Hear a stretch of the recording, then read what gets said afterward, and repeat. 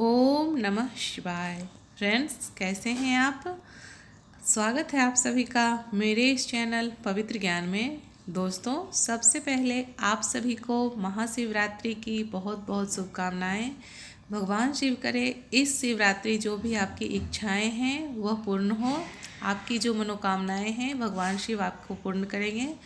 दोस्तों, इस वीडियो में हम देखेंगे कि 2020 में महाशिवरात्रि कब मनाई जा रही है, पूजा मुहूर्त, और साथ ही देखेंगे कि इस महाशिवरात्रि को कुछ विशेष संयोग बन रहा है, वह क्या संयोग है। तो आप बने रहिए मेरे इस वीडियो के साथ। इसके लिए आपको वीडियो पूरा देखना होगा फ्रेंड्स। तो चलिए शुरू करते हैं। दोस्तों, जो ये महाशिवरात्रि का व्रत है, इस महाशिवरात्रि के व्रत में महामृत्युंजय मंत्र और शिव पंचाक्षर मंत्र का विशेष महत्व होता है। आपकी मन में जो इच्छाएं हैं वह मन में इच्छा लिए। यदि आप 7, 11, 21 जितना आप सक्षम हैं उतना मन में इच्छाएं लिए आप अगर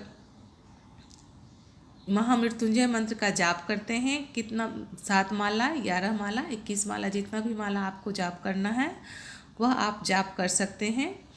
ये मंत्र जो आपको स्क्रीन पे दिखाया जा रहा है दोस्तों, यह महामृत्युंजय मंत्र है। इस महामृत्युंजय मंत्र को बोलते हुए आपकी मन में जो इच्छाएं हैं जाप करें तो आपकी इच्छाएं भोले शंकर पूर्ण करते हैं। वह मंत्र इस प्रकार है। ओम त्र्यंबकं यजामहे सुगंधिं पुष्टिवर्धनम् उर्वारुकमिव बन्धनान् मृत्योर्मोक्षीयमामृतात्। ॐ त्र्यंबकं यजामहे सुगंधिं पुष्टिवर्धनम् उर्वारुकमिव बन्धनात् मृत्योर्मोक्षीयमामृतात्।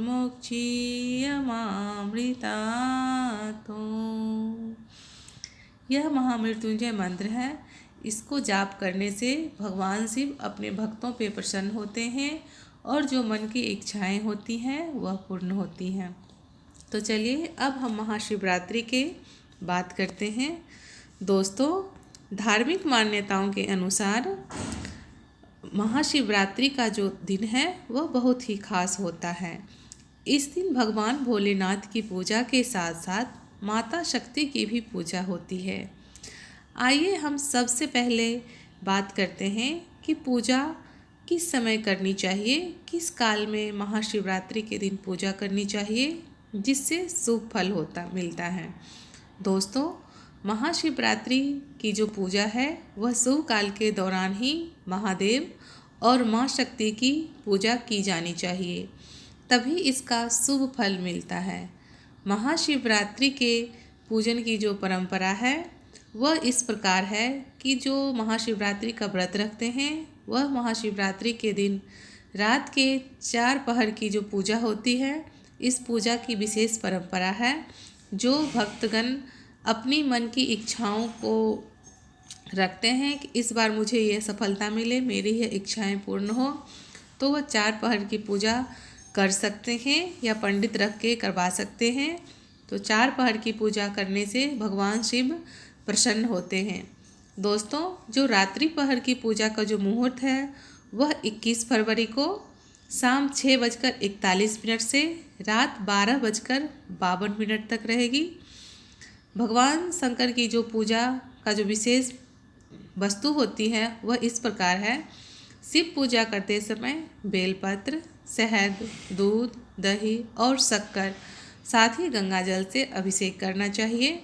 साथ ही भांग, आँख और धतूरा के फूल से भगवान भोलेनाथ की पूजा करनी चाहिए। फागुन कृष्ण चतुर्दशी को, जो फागुन मास के कृष्ण चतुर्दशी होते हैं, उसी चतुर्दशी के दिन को महाशिवरात्रि का पर्व मनाया जाता है। जैसे कि मैं आपको बताई हूँ कि इस बार महाशिवरात्रि का जो पर्व है 21 फरवरी को मनाया जाएगा। महाशिवरात्रि जैसे मैं बताई हूँ कि चतुर्दशी को मनाई जाती है, तो आइए समझते हैं कि महाशिवरात्रि में चतुर्दशी की तिथि कब से प्रवेश कर रही है। 21 फरवरी को शाम 5:20 से चतुर्दशी की तिथि प्रारंभ हो जाएगी और यह तिथि चतुर्दशी की जो तिथि है 22 फरवरी शनिवार शाम 7:02 तक रहेगी। दोस्तों, महाशिवरात्रि मनाने का हमारे शास्त्र में नियम है। वह नियम ऐसे हैं कि जो निषिद्ध काल है, महाशिवरात्रि का जो दिन है निषिद्ध काल हो तो उस दिन निषिद्ध काल चतुर्दशी में हो। चतुर्दशी की तिथि जो है सो निषिद्ध काल में पड़ती हो, यानी जो मध्य रात्रि हो। मध्य रात्रि जिस दिन हम महाशिवरात्रि मना रहे होते हैं उस दिन महाशिवरात्रि के दिन चतुर्दशी तिथि होनी चाहिए, तो ही महाशिवरात्रि का पर्व माना जाता है। और यह 21 फरवरी को ही मध्य रात्रि में चतुर्दशी की तिथि पड़ेगी, क्योंकि 22 फरवरी को तो चतुर्दशी की तिथि खत्म हो जाती है 7:02 तक ही, तो 21 तारीख को ही रहेगी। इसलिए पूरे भारतवर्ष में इस बार जो हिंदू का जो मुख्य त्यौहार है वह यह त्यौहार चतुर्दशी की तिथि जो है सो महाशिवरात्रि 21 फरवरी को ही मनाई जाएगी। कहने का मतलब यह हुआ कि जब चतुर्दशी की तिथि आरंभ हो और रात का 8वां पहर इसी चतुर्दशी तिथि में हो तो उसी दिन महाशिवरात्रि मनाई जाती है। शास्त्र विधि विधान के अनुसार शिवरात्रि की पूजा निश्चित काल में करना सर्वश्रेष्ठ होता है और शुभ फलदायी भी। निश्चित काल का मुहूर्त जो है 21 फरवरी को है, वह कौन सा है आइए जानते हैं। निश्चित काल का जो मुहूर्त है वह 12:09 से 12:59 तक रहेगा। और जो महाशिवरात्रि की जो पारण है यह पारण 22 फरवरी को सुबह 6:54 से 3:26 तक, इस बीच में आप कभी भी महाशिवरात्रि का व्रत का पारण कर सकते हैं। दोस्तों, महाशिवरात्रि हिंदुओं का मुख्य त्यौहार है। महाशिवरात्रि का पर्व बहुत ही श्रद्धा और उल्लास से मनाया जाता है। यह महाशिवरात्रि फागुन मास के कृष्ण पक्ष की चतुर्दशी को मनाई जाती है। इस बार यह महाशिवरात्रि का पर्व 21 तारीख को मनाया जा रहा है, जैसे कि मैं आपको बताई हूँ। इस बार जो महाशिवरात्रि के जो दिन है एक विशेष योग बन रहा है जिसे सस योग कहा जाता है। ज्योतिष शास्त्र के अनुसार यह विशेष संयोग लगभग 59 साल बाद बन रहा है, जो साधना सिद्धि के लिए विशेष महत्व रखता है। इससे पहले ऐसा संयोग साल 1961 में बना था। इस साल महाशिवरात्रि के अवसर पर जो विशेष योग हैं वह इस प्रकार हैं कि इस दिन 5 ग्रहों की जो राशि हैं वह पुनरावृत्ति भी होगी। शनि व चंद्र मकर राशि में रहेंगे, वहीं गुरु जो हैं वह धनु राशि में होंगे। बुध जो है सो कुंभ राशि में रहेंगे तथा शुक्र मीन राशि में रहेंगे। जैसा मैं आपको पहले ही बताई हूँ कि ग्रहों की जो यह स्थिति है, ऐसा योग 1961 में था। जब ग्रहों की ऐसी स्थिति हो तो सिद्धि प्राप्ति का योग बनता है और इस बार महाशिवरात्रि के दिन यह योग बन रहा है।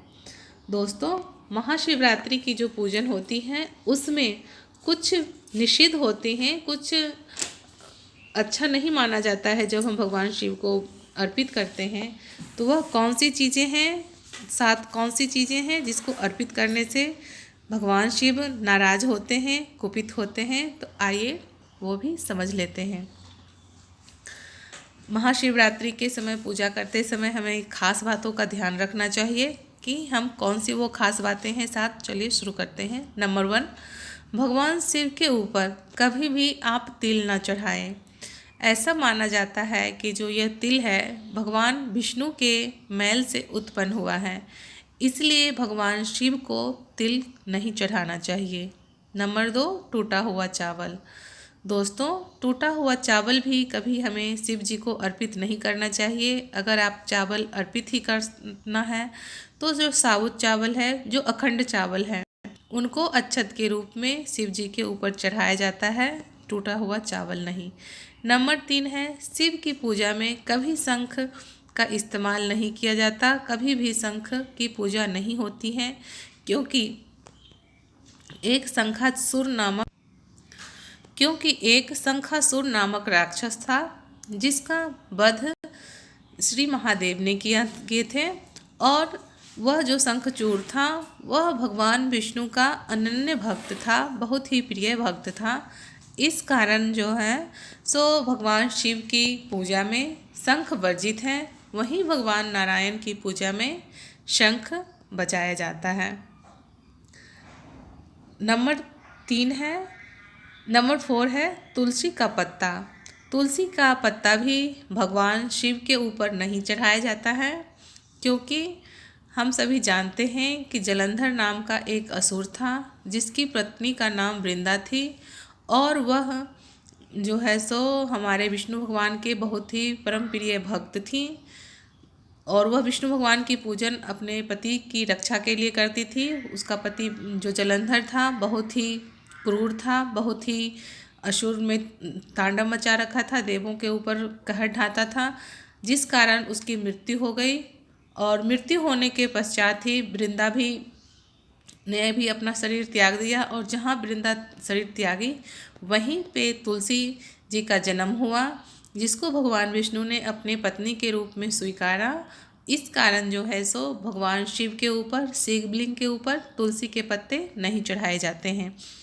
नंबर 6 है करताल। शिव की पूजा करते समय करताल इत्यादि नहीं बजाना चाहिए, यह शिव पूजन में वर्जित है।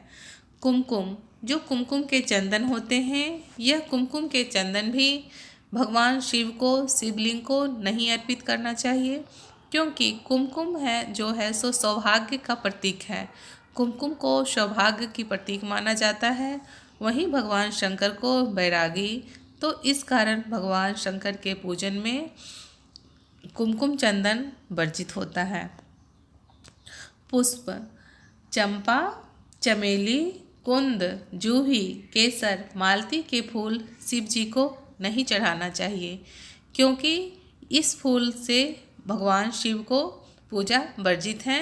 इस फूल से कभी भी भगवान शिव की पूजन नहीं करना चाहिए। तो फ्रेंड्स, ये तो थी कुछ जानकारी कि भगवान शिव को और क्या ना अर्पित करें।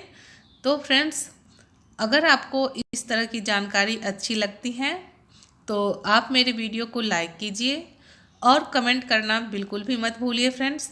आपके कमेंट्स करने से जो भी आप सवाल पूछना चाहते हैं, वीडियो के नीचे आप जाएं कमेंट सेक्शन में, वहां से आप कमेंट कर सकते हैं। दोस्तों, अगली वीडियो मैं महामृत्युंजय मंत्र के ऊपर बनाने वाली हूँ कि महामृत्युंजय मंत्र के क्या क्या फ़ायदे हैं और इसके करने से मंत्र जाप करने की क्या विधि है, ये सब जानकारी मैं आपको दूंगी। अगर आपको इस तरह की जानकारी चाहिए तो आप कमेंट करके बताइए, तो मैं उस पर भी वीडियोस बनाऊंगी। और इस पवित्र ज्ञान चैनल को सब्सक्राइब जरूर कीजिए। फ्रेंड्स, आप देखते रहिए Pavitra Gyan channel. Thanks for watching. Take care and good bye. मिलते हैं नेक्स्ट वीडियो में।